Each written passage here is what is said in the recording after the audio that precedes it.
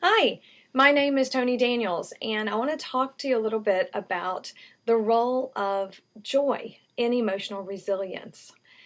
But first, before we talk a little bit today, I would love to do an exercise. I would love to invite you into an exercise that might feel a little strange to you at first, but it's kind of like play. Let's just consider it play.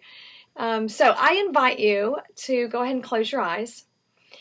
And as you're closing your eyes, try to picture the last time you enjoyed someone or the last time you felt deeply enjoyed by someone else.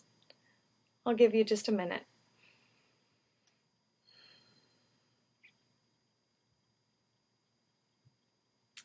So, as you've got that moment in your mind of when you were delighting in someone else, or you felt delighted in, you felt enjoyed by someone else, as you have that in your mind, I'm going to ask you to kind of relive the moment for yourself. Where were you? What were your surroundings like? Were you inside or were you outside? Was it hot? Was it cold? What were the circumstances? Was it a birthday party? Was it just a dinner out? Was it just a conversation? What was going on around you? Just relive that for just a little bit. What did the face of the person you were with look like? Did they look glad to be with you? Did they look tense? Did they look relaxed? What did they do that made you feel enjoyed? Did they smile? Was it their smile on their face? Was it the sparkle in their eye? Was it their voice intonation? Maybe when they are glad to be with you, they sound differently. And so it was that voice that made you go, yeah, they were glad to be with me. Maybe it was a touch. Maybe you were sad and they were glad to be with you in your sadness and they just touched your hand to just tell you they were there. And it was more of a silent thing that they did. Think about that. What is it that they did that made you feel enjoyed? Or what did you do as a result of enjoying the person you were with, if you're remembering a time when you enjoyed someone else? Think about that for just a minute.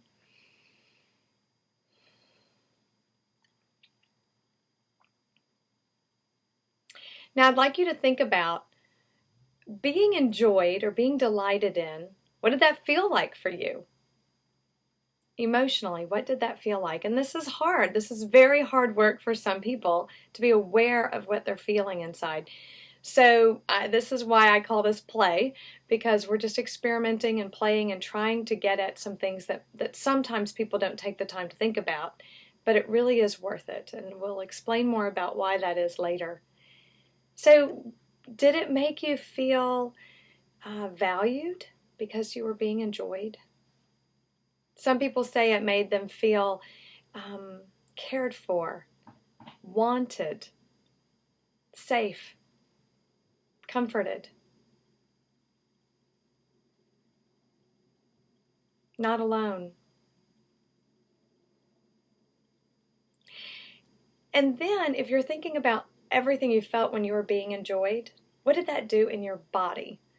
What does feeling enjoyed look like for you in your body? And that's even harder to think about and answer. So I'll give you just a minute to think about it, and then I'll give you some ideas of what other people have said or the way I feel when I feel enjoyed. What happens in my body? What happens in your body when you feel deeply enjoyed?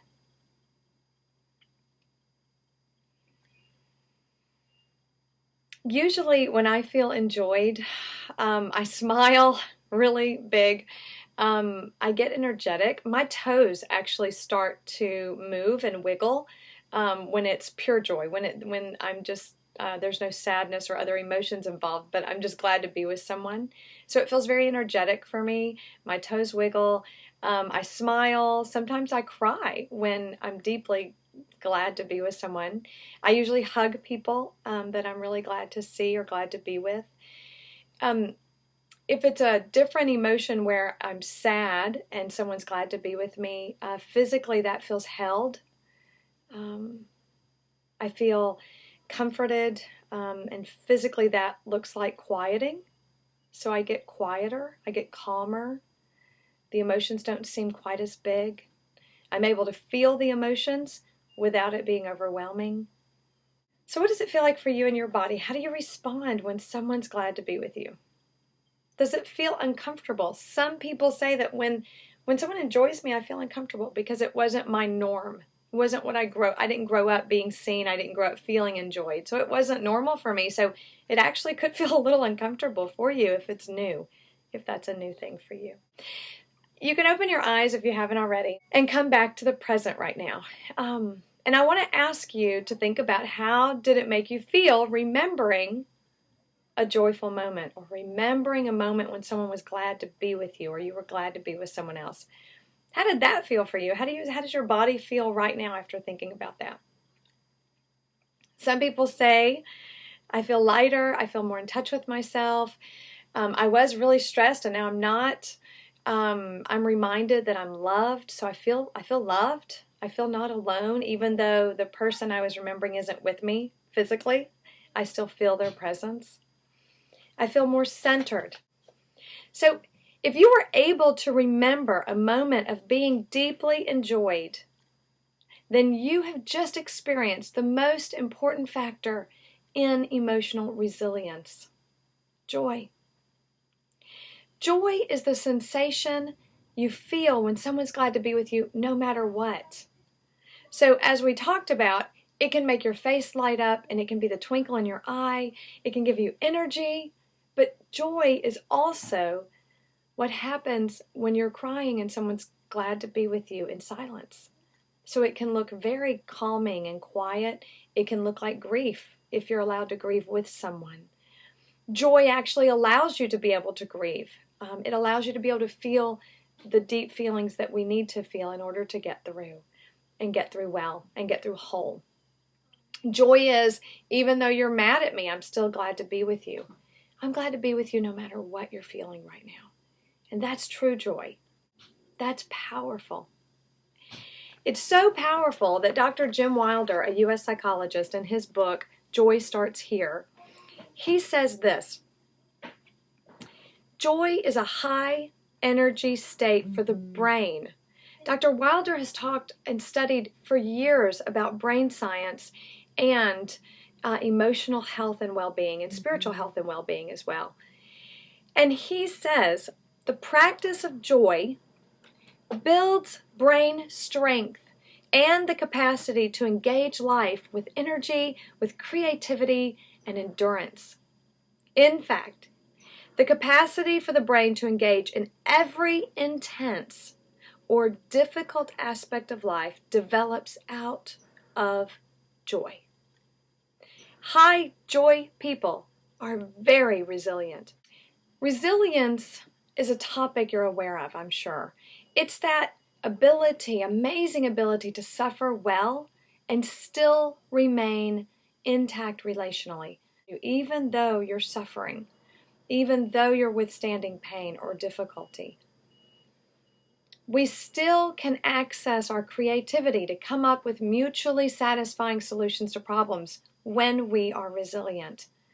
We're able to bounce back from those difficult moments and still be who we are. So we don't shut down, we don't run, we don't freeze.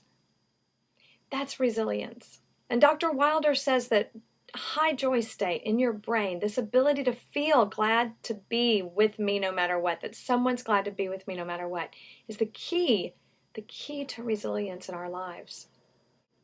When I first did this exercise that we started with, I have to say it was quite sad for me. The faces that came to my mind weren't enjoying me. Most of the people that I remembered were dearly loved people of mine, family. But I saw in their faces, not glad to be with me, what I saw was absence.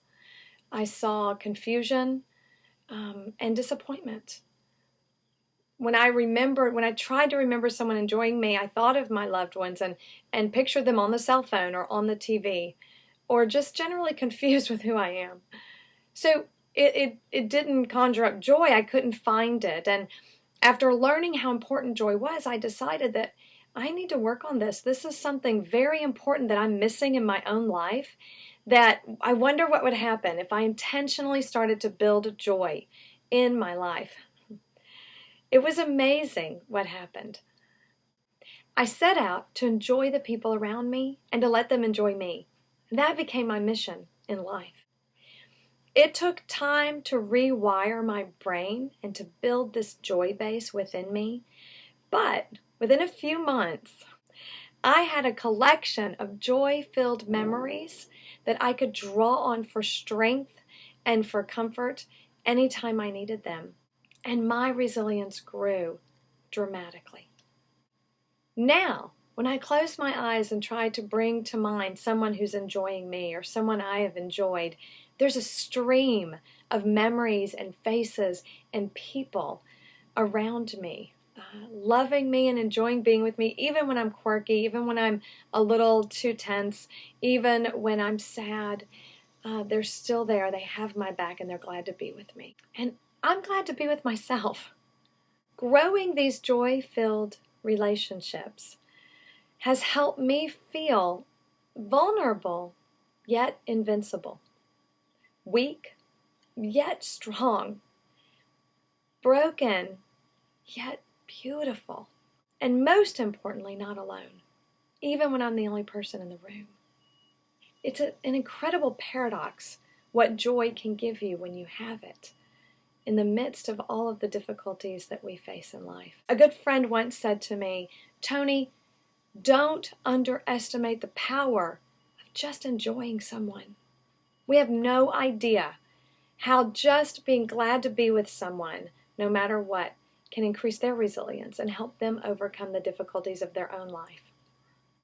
If you want to grow your emotional resilience, it starts by learning to give and receive, learning to enjoy and be enjoyed.